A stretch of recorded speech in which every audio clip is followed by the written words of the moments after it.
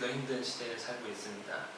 우리 사랑하는 자녀들 시간 또 주의 말씀을 듣기 위해 다시 앉았사오니 하나님께서 우리의 심령에 말씀을 심겨주시고 그 말씀이 자라 열려질 수 있도록 강권하여 주시옵소서. 피곤한 삶을 살고 있지만 주님이 기쁨되고 안식되기를 원하오며 예수님 이름으로 기도합니다. 아멘. 자, 우리 지금 이제 우리 사무엘상 하를 나누고 있습니다. 지금까지 우리가 이제 하나님을 섬긴 사람들의 모습을 알았어요. 대표적으로 이제 지난주에는 다윗, 그 전에는 사울 왕에 대해서 나눴습니다. 우리 15절, 16절 말씀 함께 읽겠습니다. 시작. 내가 내 앞에서 물러나게 한 사울에게서 내 은총을 빼앗은 것처럼 그에게서 빼앗지는 아니하리라. 내 집과 내 나라가 내 앞에서 영원히 보존되고 내 왕위가 영원히 견고하리라 하셨다 하나. 아멘. 이 말씀은 하나님께서 다윗에게 하신 말씀이에요. 다윗이 얼마나 이뻐 죽겠으면 뭐라고 하는 거예요? 영원히 이 왕을 보존해 주겠다. 이렇게 약속을 하신 거죠. 우리 사랑하는 자녀들 부모님한테 영원히 뭐 약속받은 거 있어요? 영원한 약속? 예, 사람도 영원하지 않아서 약속할 수가 없어요. 이 영원한 약속은 그야말로 말도 안 되는 약속인데 하나님이 하셨고 다윗도 죽을 거잖아요. 또 사람이니까. 그런데 그 후손이 영원히 왕 된다는 건데 예수님에게서 성취된 것을 알 수 있습니다. 어쨌든 이 약속을 왜 했냐는 거예요. 하나님 얼마나 다윗이 이쁘길래 이런 약속을 주었냐는 것이죠. 우리가 지금까지 배운 하나님 어떤 분이세요? 살아계신 하나님. 그는 우상이 아닙니다. 죽은 신을 우리가 막 살아있는 것처럼 섬기는 게 아니에요. 실제로 살아있기 때문에 우리는 하나님께 제사드립니다. 우리가 설날이나 추석 때나 차례 지내지 말라, 또 조상들에게 제사 지내지 말라 하는 이유는 한 가지예요. 죽었기 때문에. 하지만 하나님께 제사를 지내라 하는 이유는 한 가지입니다. 살아계시기 때문에 그런 거죠. 그리고 그 하나님은 자기 백성을 도우시는 분이시고 힘없는, 능력 없는 하나님이 아니라 왕이신 하나님. 특별히 만왕의 왕이신 하나님이시고, 근데 그 하나님은 자기 백성의 중심을 보시는 하나님이라고 우리가 지금까지 말씀을 듣고 있습니다. 그런데 그 하나님께서 세운 왕이 두 명이 있는 것이죠. 첫 번째는 사울이었고 두 번째는 다윗입니다. 사울은 불순종했습니다. 자기 영광을 위해서 일한 사람이에요. 그리고 자기 자신을 위해 싸웠습니다. 다윗은 지난주에 나눴지만 하나님께 순종한 사람이었습니다. 하나님의 영광을 위해 살았고 하나님의 이름을 위해 싸운 그런 사람이 바로 다윗입니다.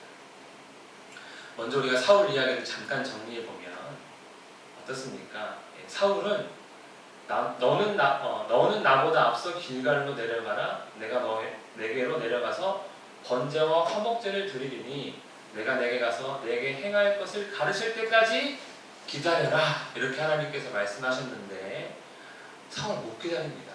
자기 급하거든요. 마음이. 자기가 드러나야 되지 이 기다리고 있으면 자기는 안 드러나잖아요. 그래서 사울이 제사를 드려버립니다. 불순종인 것이지. 하나님 말씀을 참 안 들어요. 사울은. 왜? 자기 인생의 기준이 있기 때문에 그런 것입니다. 이뿐만이 아닙니다. 아말렉을 쳐서 그들의 모든 소유를 남기지 말고 진멸하라. 완전히 없애버려라 그랬습니다. 그랬더니 사울은 어떻게 했습니까? 한번 읽겠습니다. 함께 시작. 좋은 것을 남기고 진멸하기를 즐겨 아니하고 가치 없고 하찮은 것은 진멸하니라. 사람 마음 다 그런 거 아닙니까? 우리가 이놈의 집구석에 있는 거 다 갖다 버려야지 하다가 정리하다 보면 요건 쓸만하면 남겨놓잖아요. 사울이 막 죽이다 보니까 너무 괜찮은 게 많은 거예요. 하나님이 다 죽이라 했는데 요거는 안 죽이고 싶고 자기가 갖고 싶은 거죠. 그래서 남겼습니다. 그랬더니 하나님께서 사무엘을 통해 왜 다 안 죽였냐 그랬더니 사울 뭐라고 합니까? 하나님께 가장 좋은 걸로 제사 드리려고 남겼어요. 이렇게 자기 멋대로 판단하고 불순종했더니 그의 결과는 어떻습니까? 하나님이 내가 이놈 왕 세운 거 후회한다. 하면서 왕권을 빼앗습니다.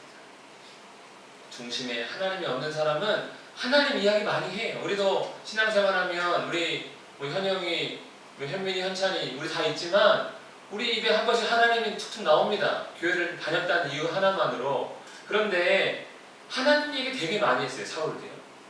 내가 하나님께 제사 드리겠다. 내가 하나님을 놔뒀다. 하나님을 위해 뭐 한다라고 말은 하지만 실질적으로는 자기를 위해. 왜냐하면 중심에 하나님이 없고 자기 자신만 있기 때문에 그런 것이죠. 그랬더니 결론은 비참한 죽음을 당합니다. 이방 사람들에게 비참하게 죽음 달려서 그의 시신이, 그의 머리가 높이, 그의 시신이 높이 달려서 많은 사람들이 아주 수치스러운 그러한 죽음을 당하게 된 것이죠. 이것이 불순종의 최후입니다. 육체적으로 이렇게 끝나는 것이 아니라 영원한 지옥에 가게 되는 것이지요. 반면에 우리가 바로 다윗은 어떤 사람입니까?